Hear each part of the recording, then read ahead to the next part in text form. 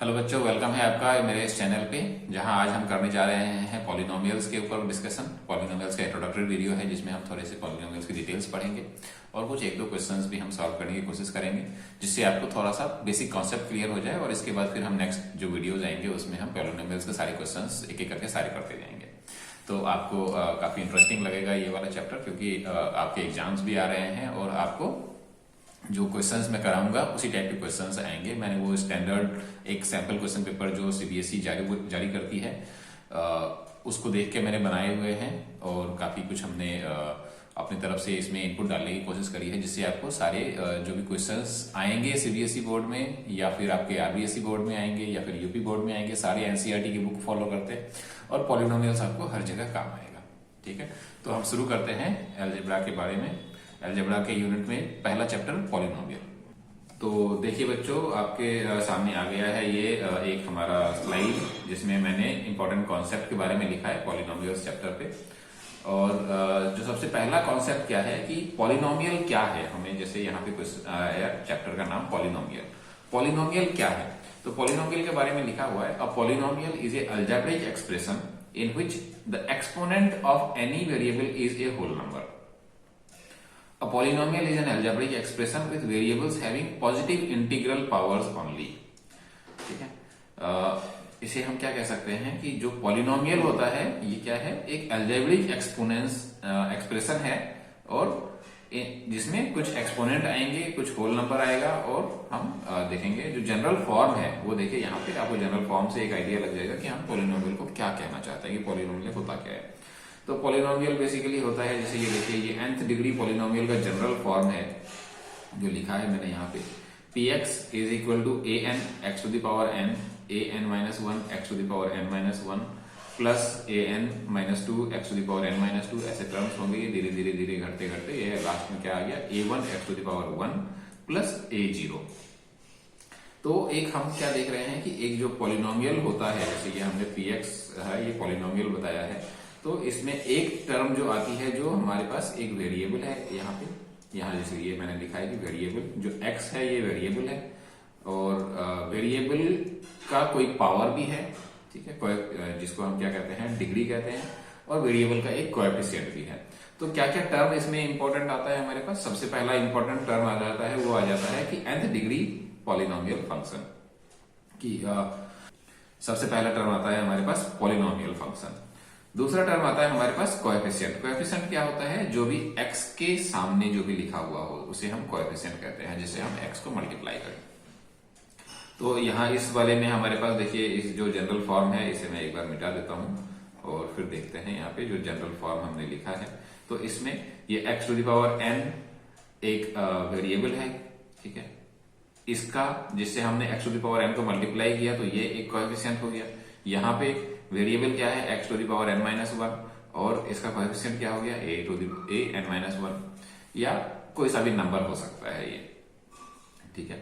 यहाँ पे भी देखिए, यहाँ पे x1 क्या है, तो x1 हमारा x to the power one variable है, a1 क्या है, तो a1 कोएफिशिएंट है, और जिसमें x नहीं है इसे हम क्या कहेंगे, ये कांस्टेंट टर्म है। तो एक तरीके से हम क्या कह सकते हैं कि इस पे हमारे पास अलग अलग फॉर्म टाइप के पॉलिनोमियल्स बन सकते हैं, depending upon the degree, depending upon the variable, depending upon the constant, depending upon the coefficient. इन सब के मिला के हम जो एक्सप्रेशन बनाते हैं उसे हम पॉलिनोमियल कहते हैं। तो कई तरीके का हो सकता है, हम किसी को भी पॉलिनोमियल मान सकते हैं जिसमें हमारे पास एक टर्म आ गया x। जैसे ही हमारे पास कोई भी वेरिएबल आ गई तो हम क्या कहेंगे कि ये एक पॉलिनोमियल आ गया, बन गया, ठीक है। नेक्स्ट स्लाइड देखते हैं हम। तो नेक्स्ट स्लाइड में हमने क्या लिखा है कि पॉलिनोमियल का, जैसे अभी हमने पहले स्लाइड में क्या देखा कि डिग्री की जो x का जो पावर होता है इसे हम डिग्री कहते हैं। तो जो पहला इसमें हमने लिखा है कि डिग्री ऑफ ए पॉलिनोमियल कैसे क्या कहेंगे, तो degree of a polynomial highest power को कहेंगे, highest power of x in a polynomial function is called the degree of a polynomial px, ठीक है। अगर हमारे पास कोई एक पॉलिनोमियल फंक्शन है px, तो इस पे हम जो x का हाईएस्ट पावर हो, जैसे यहाँ पे हम क्या देख रहे हैं, तो x का जो हाईएस्ट पावर है वो है n, इसके बाद ये n से छोटा हो गया, फिर ये x का पावर 1 हो गया, लेकिन यहाँ पे क्या है, ये x to the power n है, तो ये x का सबसे हाईएस्ट पावर है, और हाईएस्ट पावर के साथ जो भी ये पावर होगी इसे हम कहेंगे डिग्री ऑफ ए पॉलिनोमियल। तो हमारे पास अलग अलग टाइप के पॉलिनोमियल बनते हैं। एक जो सबसे पहला पॉलिनोमियल बनता है जिसे हम क्या कह सकते हैं कि जीरो पॉलिनोमियल भी एक कह सकते हैं कि हमारे पास एक जीरो पॉलिनोमियल होता है। जीरो पॉलिनोमियल कैसे हो सकता है? तो जीरो पॉलिनोमियल हो सकता है जैसे अगर हमने कह दिया कि एक फंक्शन है मेरे पास px is equal to x to the power 0 plus 3, ठीक है। अब जैसे ही हमने x का पावर 0 लगा दिया, डिग्री 0 भी हो सकती है या डिग्री कुछ भी हो सकता है, डिग्री नहीं भी हो सकती है, तो हम इसे क्या कह सकते हैं, x टू द पावर 0 की वैल्यू क्या आएगी, x टू द पावर 0 की वैल्यू आएगी 1 और 3, तो ये आ गया एक नंबर 4, जो हमने यहाँ पे लिखा है कि zero of a polynomial. Zero polynomial किसे कहते हैं? जिसका डिग्री नॉट डिफाइंड है, कि डिग्री इसका कुछ भी हो सकता है, या तो डिग्री हो सकती है या डिग्री नहीं हो सकती है।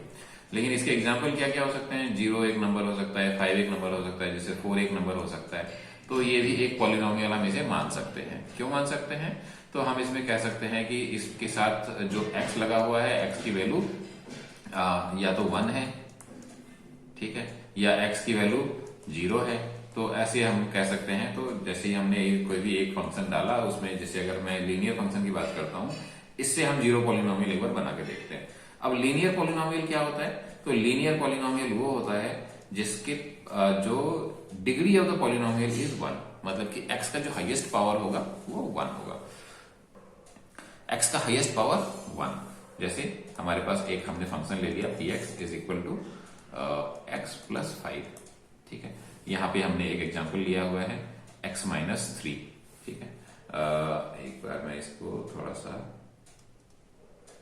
कलर थ्रेड ले लेता है। यहाँ पे हमने पावर लिया हुआ है इसका एग्जांपल x माइनस 3, यानी कि हम क्या कह सकते हैं, ये भी हो सकता है। इसके अलावा हम कह सकते हैं कि 2x प्लस 5, इसके अलावा हम कह सकते हैं 3x माइनस 17, या कोई सा भी ऐसा हो जिसमें x जो हमारे पास क्या है, वेरिएबल का जो पावर है वो 1 है। अगर हमने x लिखा है तो इसका मतलब क्या हुआ, x का पावर 1, तो x का जो पावर हुआ, वो डिग्री हुआ, वो एक्सपोनेंट क्या हुआ, ये हुआ हमारे पास 1।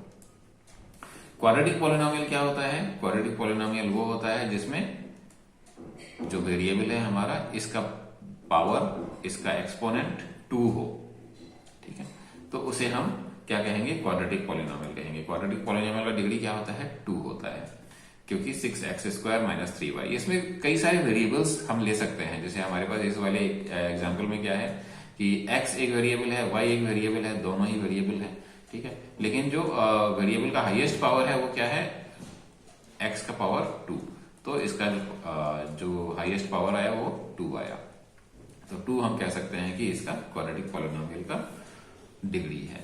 ऐसे ही क्यूबिक पॉलिनोमियल जो होते हैं जिसमें x का जो वेरिएबल है उसका हाईएस्ट पावर 3 आएगा, तो हम उसे क्या कहेंगे, क्यूबिक पॉलिनोमियल कहेंगे। तो अभी हमारे इस पॉलिनोमियल वाले चैप्टर में आपके क्लास 10 के सिलेबस में हमें सिर्फ 3rd डिग्री पॉलिनोमियल तक ही पढ़ना है, और हम इसकी कुछ और डिटेल्स आगे पढ़ते हैं।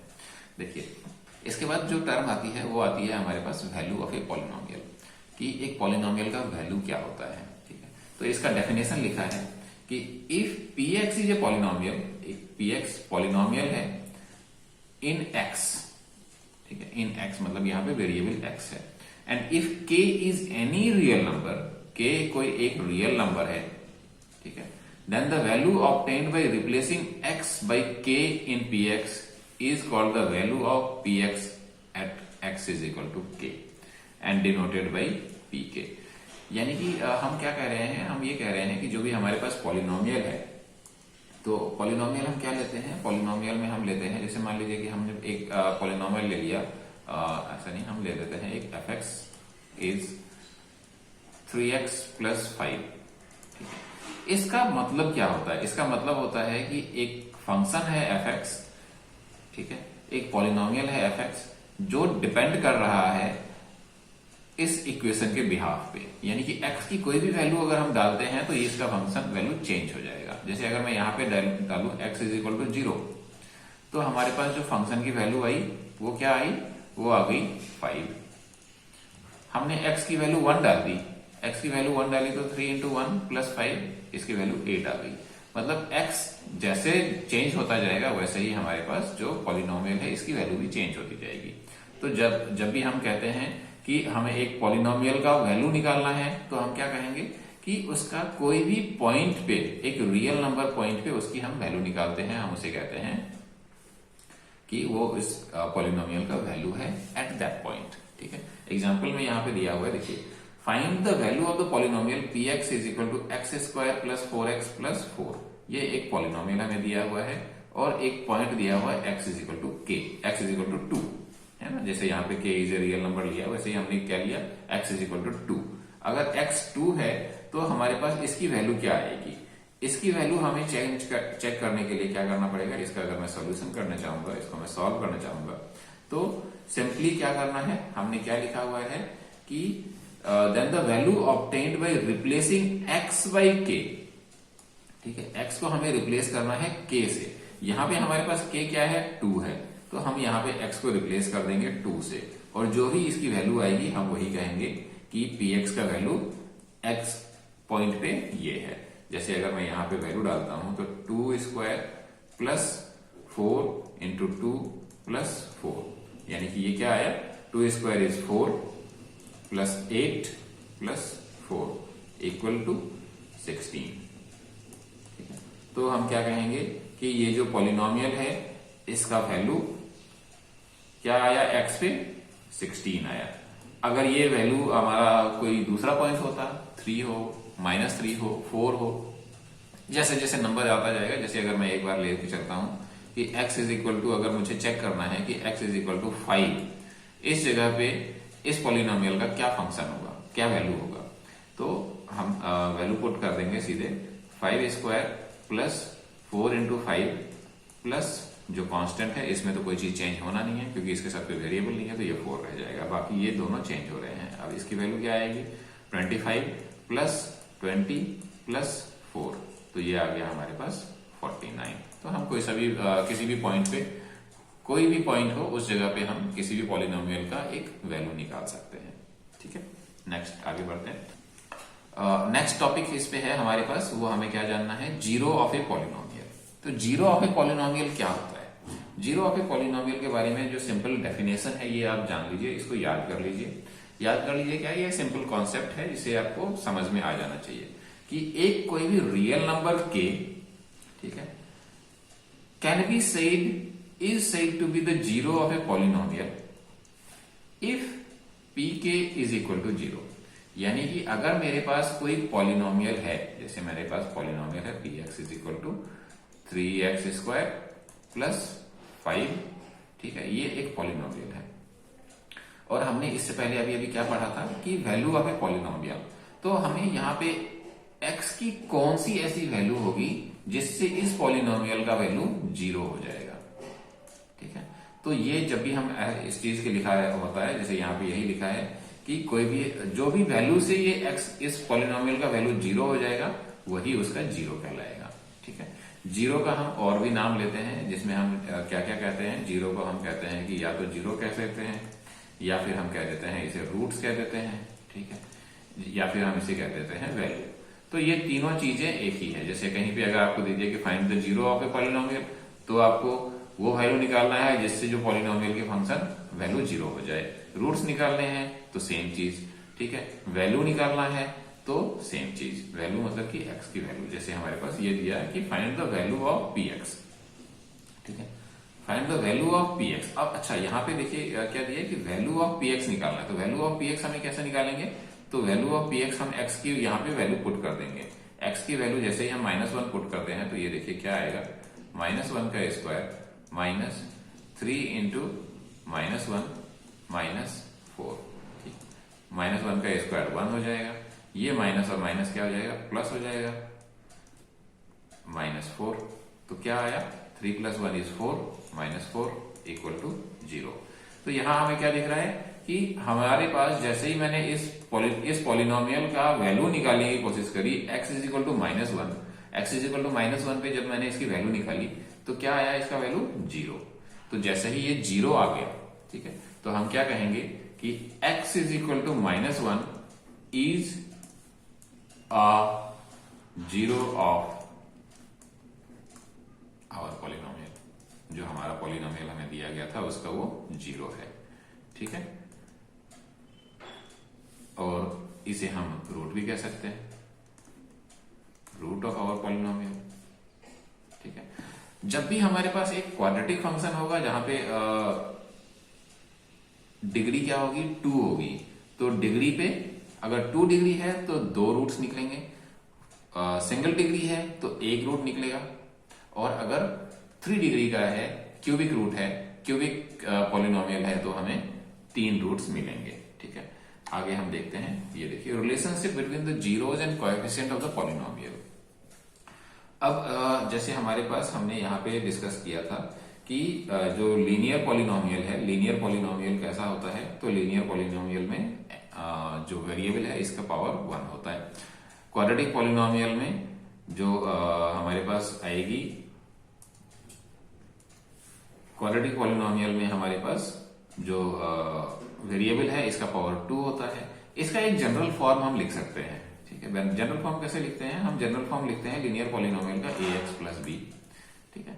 और जो क्वाड्रेटिक पॉलिनोमियल है, क्वाड्रेटिक पॉलिनोमियल का जनरल फंक्शन फॉर्म लिखते हैं हम ax square plus bx plus c। और क्यूबिक पॉलिनोमियल आया तो हम इसको क्या लिखेंगे, क्यूबिक पॉलिनोमियल को लिख सकते हैं ax cube plus bx square plus cx plus d, ठीक है। जहां पे हम a b c d इनके कोई भी वैल्यू हो सकती है, कोई भी कांस्टेंट वैल्यू हो सकती है, और ये वेरिएबल्स ये हमारा चेंज हो जाता है। फिर आगे हम देखते हैं इसमें, देखिए यहाँ पे हमने इसके फॉर्म लिखी हुई है। जैसे हमारे पास रिलेशनशिप बिटवीन जीरोज, अगर जीरोज और coefficient of a polynomial, coefficient क्या होता है, जैसे यहाँ पे हमारे पास क्या है कि a एक कोएफिशिएंट है, b एक कांस्टेंट टर्म है, b कोएफिशिएंट नहीं है। जो भी x के साथ वाला होता है वो कोएफिशिएंट होता है। तो यहाँ हमारे पास a कोएफिशिएंट है x का, यहाँ पे a कोएफिशिएंट है x स्क्वायर का, b कोएफिशिएंट है x का, यहाँ पे a कोएफिशिएंट है x क्यूब का, b कोएफिशिएंट है x स्क्वायर का, c कोएफिशिएंट है x का, और d कांस्टेंट टर्म है। और इनके जीरोस कैसे आएंगे, तो जैसे लीनियर फंक्शन है तो लीनियर फंक्शन का जीरो सिर्फ एक जीरो आएगा, एक ही रूट होगी इसमें जो इसको जीरो बना देगा, इसके अलावा और कोई दूसरा वैल्यू नहीं होगा जिससे ये जीरो हो जाए। क्वाड्रेटिक इक्वेशन में हमारे पास जीरो कितने आएंगे, 2 आएंगे, 2 रूट्स आएंगे। और जब भी 2 रूट्स आएंगे तो हम क्या कहेंगे कि ऐसे 2 वैल्यू होंगे, 2 वैल्यूज ऐसे होंगे जिससे ये हमारा जो भी क्वाड्रेटिक फंक्शन आएगा इसकी वैल्यू जीरो हो जाएगी। क्यूबिक वाली आएगी क्यूबिक फंक्शन, तो इसमें हमारे पास 3 रूट्स आएंगे। अगर मैं ग्राफ की बात करता हूं, ठीक है, तो एक तरीके से हम क्या समझ सकते हैं कि जैसे लीनियर फंक्शन है, जैसे अगर मेरे पास ax प्लस b है, तो इसका अगर मैं ग्राफ बनाने जाऊंगा तो ये एक लीनियर फंक्शन है। लीनियर फंक्शन मतलब इसकी जो ग्राफ बनेगी वो एक स्ट्रेट लाइन बनेगी, ठीक है। तो स्ट्रेट लाइन हम जब भी बनाएंगे तो इसमें क्या होगा, इसमें हम ये देखेंगे कि जैसे अगर मैं मान के चलता हूं कि अगर मेरे पास एक कोऑर्डिनेट है और ये ग्राफ बन गई, तो यहाँ पे x की कोई एक वैल्यू आएगी जिससे जो भी हमारे पास फंक्शन है, ठीक है, फंक्शन का क्या मतलब आया, फंक्शन का मतलब आया कि y इज इक्वल टू, अगर मैं इसे ऐसा समझूं कि y is equal to ax plus b, ठीक है, तो x का एक वैल्यू ऐसा होगा जिससे y की वैल्यू जीरो हो जाएगी। तो यहाँ पे अगर हमारे पास कोई भी ग्राफ बनेगी तो यहाँ पे हम क्या कहेंगे कि ये एक ऐसा पॉइंट है जहां पे y की वैल्यू जीरो हो रही है, ठीक है। तो लीनियर फंक्शन में हमारे पास सिर्फ एक पॉइंट ऐसे आएंगे। क्वाड्रेटिक फंक्शन जब भी हमारे पास आएगा तो क्वाड्रेटिक फंक्शन का जो ग्राफ बनता है वो कैसा बनता है, वो एक पैराबोला टाइप का बनता है, ठीक है।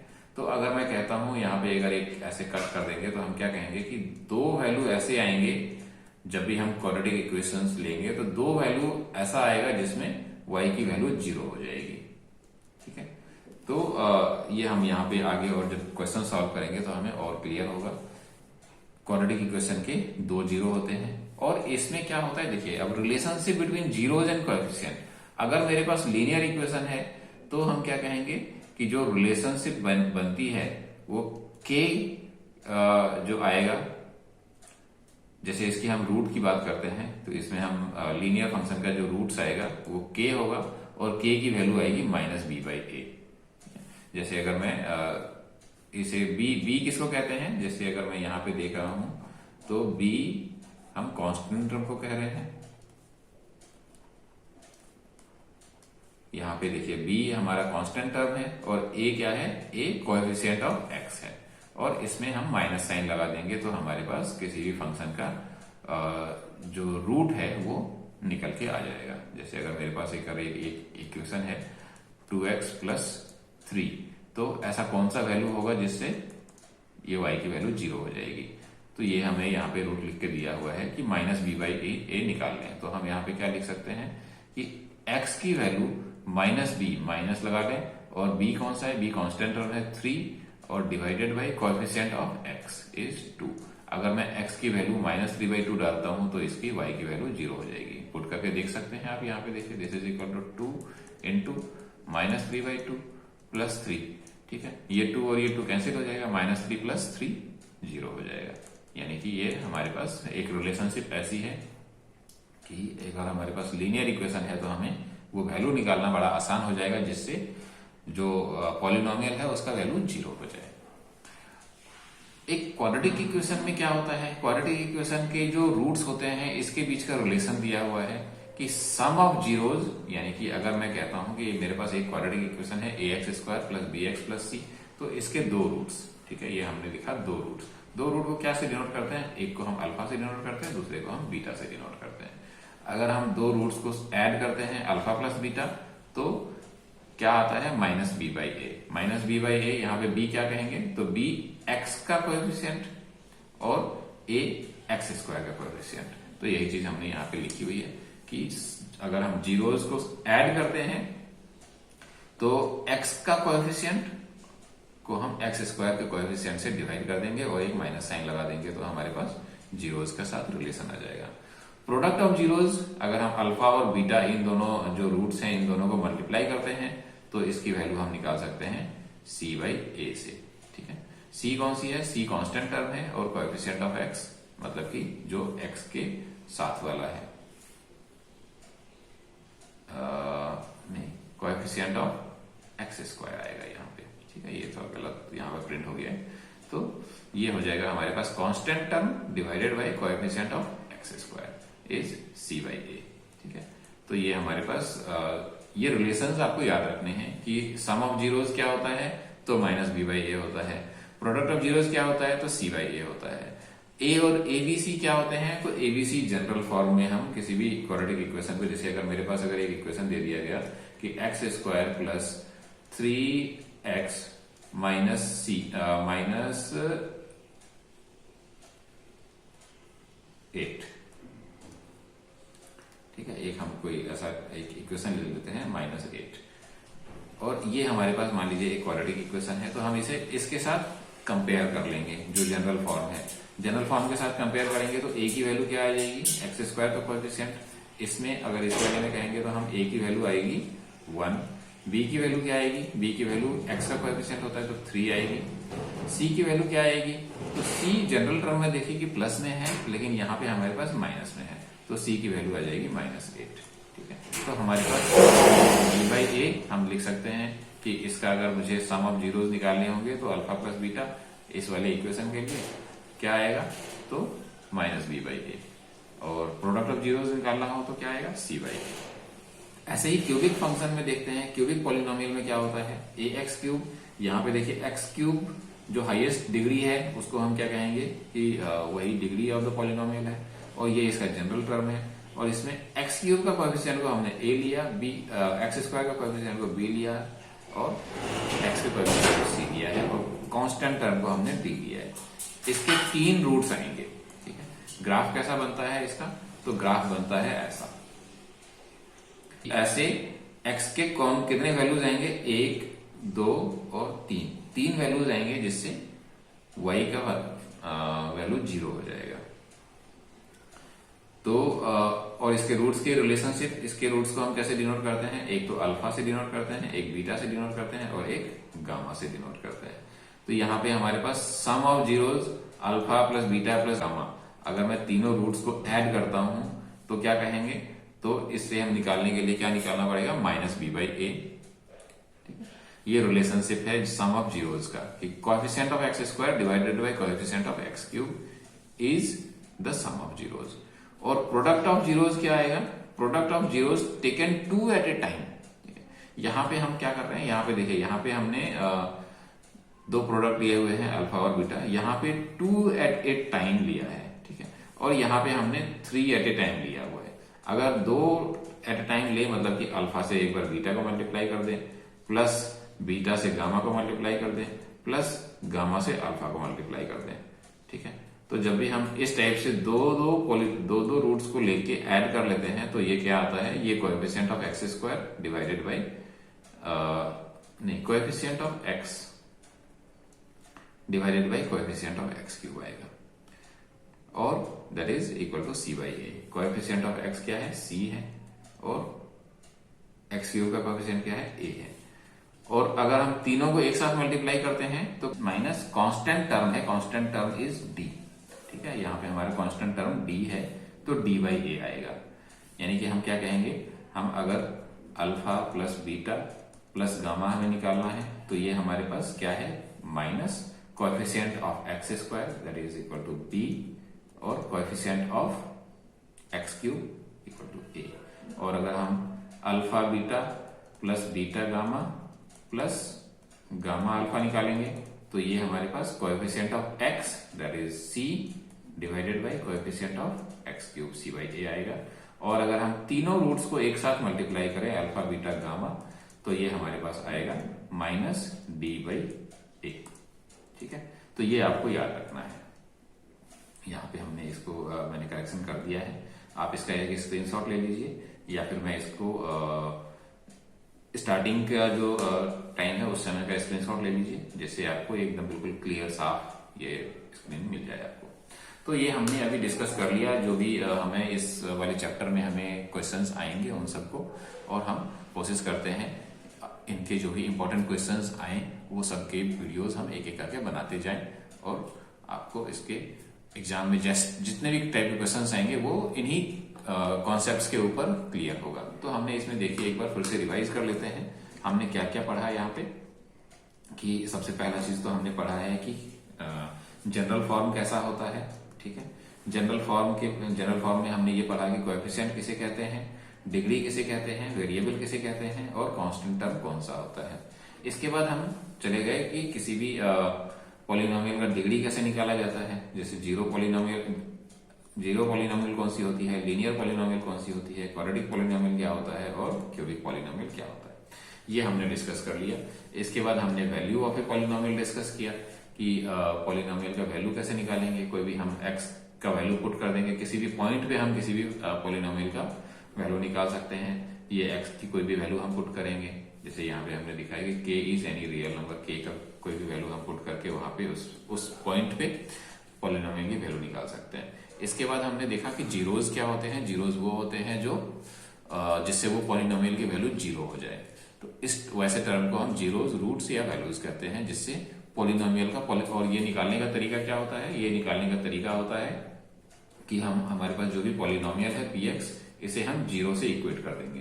जैसे ही जीरो से इक्वेट करेंगे तो x की कोई एक वैल्यू आ जाएगी, और हम उसको कहेंगे कि वही हमारा, क्योंकि अगर हम x की कोई भी वैल्यू अगर हम डालते हैं तो इस पॉलिनोमियल का फंक्शन जीरो हो जाना है, तो हम वो पॉइंट निकालने के लिए हम इसे जीरो से इक्वेट कर देंगे और हमारे पास वो पॉइंट आ जाएगी।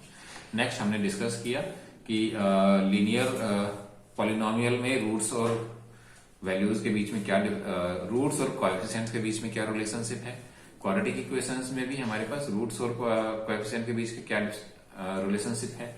क्यूबिक इक्वेशन में भी, क्यूबिक पॉलिनोमियल में भी हमने क्या लिखा है कि रूट्स और उसके कोएफिशिएंट के बीच के क्या रिलेशंस है, ठीक है।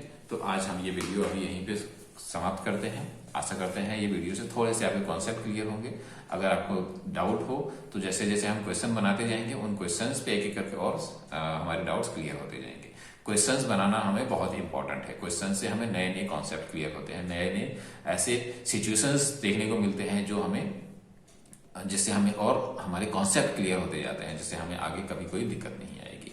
तो आप अगर आपको वीडियो अच्छा लगा हो तो लाइक करें, शेयर करें, सब्सक्राइब करें और अपने फ्रेंड्स को भी बताएं इस वीडियो के बारे में। Thank you. मिलते हैं अगले वीडियो में जहां हम इस पॉलिनोमियल्स के इंपॉर्टेंट क्वेश्चंस करेंगे।